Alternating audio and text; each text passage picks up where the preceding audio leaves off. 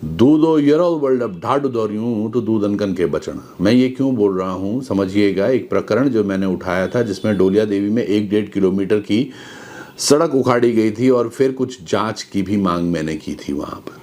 उसके बाद इस पूरे प्रकरण में एंट्री होती है विधायक की क्या सांठ-गांठ है वो बाद में पता चलेगा, लेकिन उससे पहले मैं आपको थोड़ा इसमें तथ्य बता दूं। दरअसल जब अब तो यहाँ पर देखो, अब केदारनाथ जी के अब कपाट इस वर्ष के लिए बंद होने वाले हैं और 20-25 दिन में, लेकिन जब ये शुरू होने वाला था उससे पहले लगातार मैं तत्कालीन जो जिलाधिकारी थे सौरभ गहरवार, उनसे मुलाकात की मैंने और हर बार मैंने उनको यही बोला, चाहे वो सड़क मुनकट्या पे थी, डोलिया देवी पे थी, खाट खौड़ा के नीचे जो स्लाइडिंग हो रही है उसकी बात हो रही थी, या सेमी भैंसारी में धसाव की हो रही थी, काकड़ा की भी बात बड़ी महत्वपूर्ण है। काकड़ा में लगातार स्लाइडिंग हो रही थी और उसके उपरांत इन तमाम रोडों के बारे में हमेशा चर्चा हुई। गौरीकुंड में क्या अस्थायी व्यवस्थाएं बनी गई उन सबके पर हमारी नज़र थी।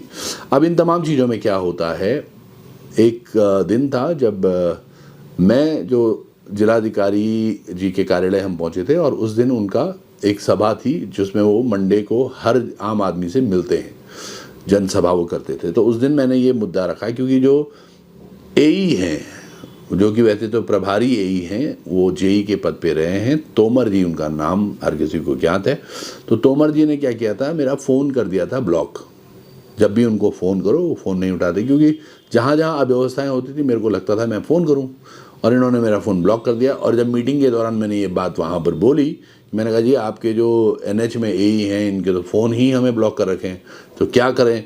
तो उस दौर के बाद ये तमाम चीज़ें शुरू हुई, तब इनको लगा कि त्रिभुवन चौहान हमारे लिए खतरा होगा। अब इसने एक लेटर लिखा है, मैं वहाँ से शुरू कर रहा हूँ, आपको समझिएगा। तो इस व्यक्ति पर लगातार कार्रवाई हुई।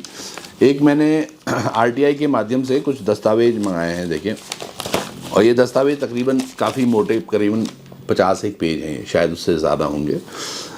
ये तो बाद में पता चला मुझे कि विभाग भी उन्हीं दौरान इनसे बहुत त्रस्त था और लगातार मांग कर रहा था इनके वहाँ से ट्रांसफ़र की।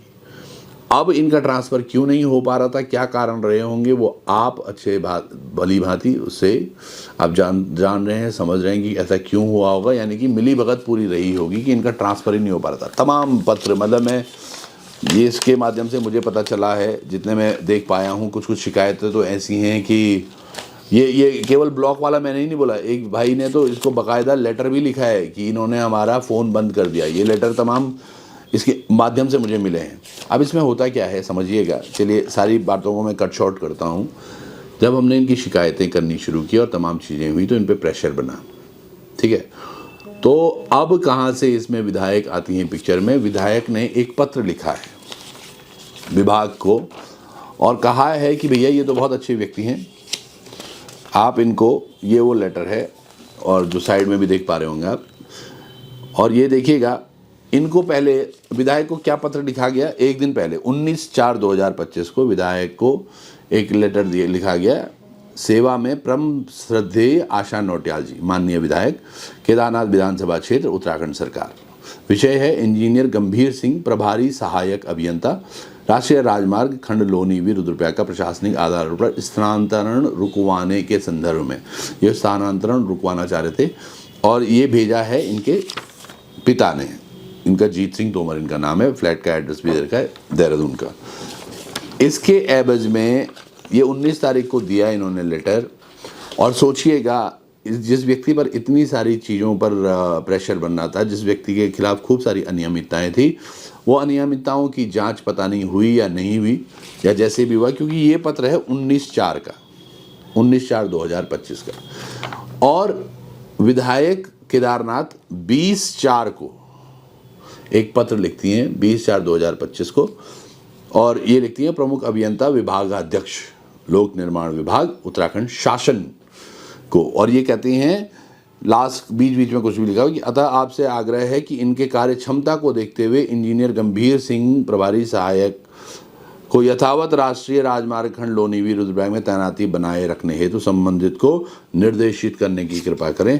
ये विधायक क्यों बचाना चाह रही हैं इंजीनियर को, ये एक बड़ा प्रश्न है।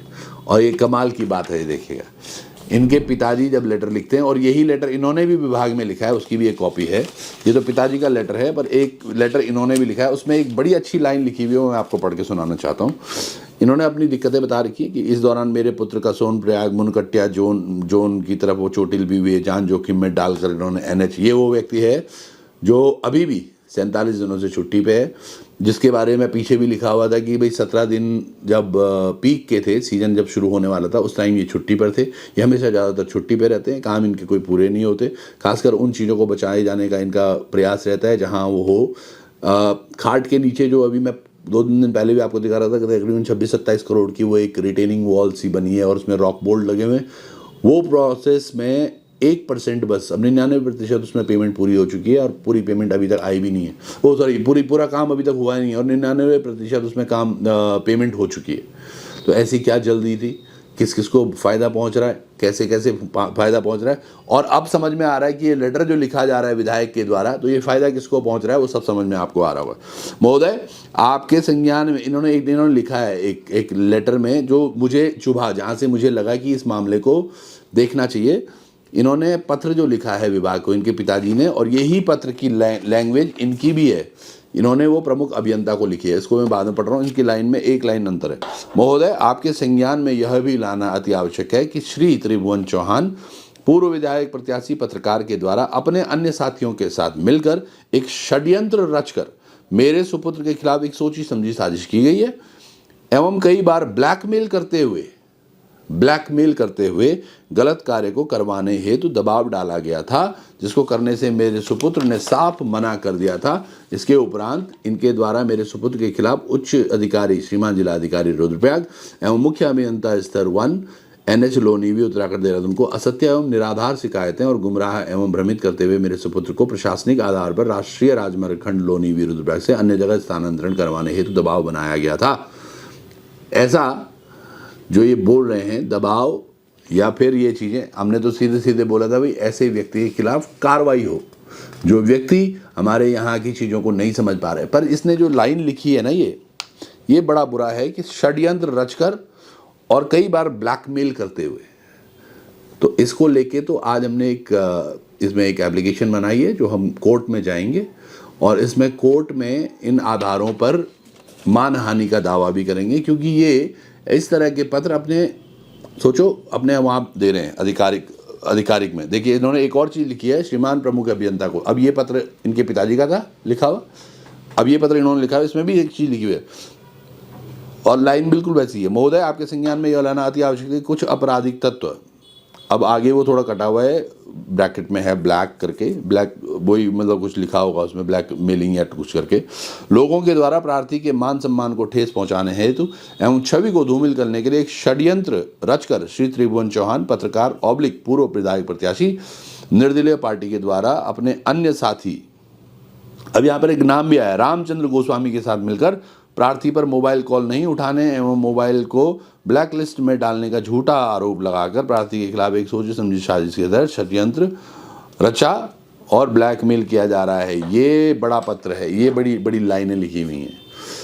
श्री त्रिभुवन चौहान व इनके अन्य साथी श्री रामचंद्र गोस्वामी के द्वारा प्रार्थी के उप खंड अधिकारी में कई बार मुलाकात हुई और आप यकीन मानिएगा आज तक मेरे को यही नहीं पता कि NH का ऑफिस कहाँ है, ठीक है।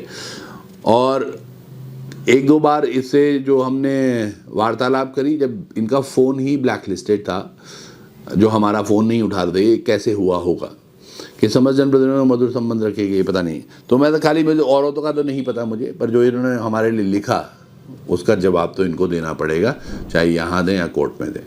दूसरी बात कि कैसे ऐसे एक भ्रष्ट अधिकारी को, जो कि लगातार अलग अलग मामलों में शिकायत है जिसके खिलाफ, इस व्यक्ति को बचाने का काम क्यों किया जा रहा है वहाँ के विधायक द्वारा, ये एक बड़ा प्रश्न है। क्या विधायक की सांठ-गांठ है? और दूसरी बात मैं काकड़ा की आपको कर रहा था, काकड़ा में एक हादसा पहले भी हुआ था और एक परसों हुआ है। काकड़ा के हादसे में एक व्यक्ति पहले एक्सपायर हुआ था, आप सब लोगों ने देखा। उस दौरान तब भी हमने जिलाधिकारी तत्कालीन थे, उनको बोलकर हमने कहा था विभाग के AE एक्शन JE के खिलाफ FIR लिखवा, उसमें लिखी गई परसों ये हादसा दोबारा होता है। वहाँ की जो क्रॉस बैरिकेडिंग थी, वो जो लगाई जानी चाहिए थी, वो नहीं लगाई गई। क्यों? ये फिर से हादसा हुआ, इसमें फिर से एक व्यक्ति की जान चली जाती है। इनको बचाने का काम कौन कर रहा है? क्या हम नेता इसलिए चुनते हैं कि आप विभाग के साथ मिलकर अपनी सांठ-गांठ करो? ऐसे ही एक और प्रकरण में अभी कुछ फाइल है जिसमें समझ आ रहा है कि कैसे एक जो पोस्ता है वो बनते बनते उसके सीमेंट के कट्टे किसी एक गांव में गए हैं और दूसरे सीमेंट के कट्टे किसी होटल में लगने जा रखे थे। तो ये जो तमाम चीज़ें हैं ये ना की जाएं तो बढ़िया है। आज बड़ा स्पष्ट है जी, ये सारी जो चीज़ें आप कर रहे हैं ये ऑनलाइन अवेलेबल होती हैं, दूसरे RTI के माध्यम से निकाली जा सकती। जो तमाम चीज़ें जनहित में होनी है उनको जनता हित के लिए ही, इसलिए आपको वो पद नहीं दिया जाता कि आप लूट खसूट करो, और लूट खसूट करो भी तो डरो सामने कि त्रिभुवन चौहान सब देख रहा है। धन्यवाद।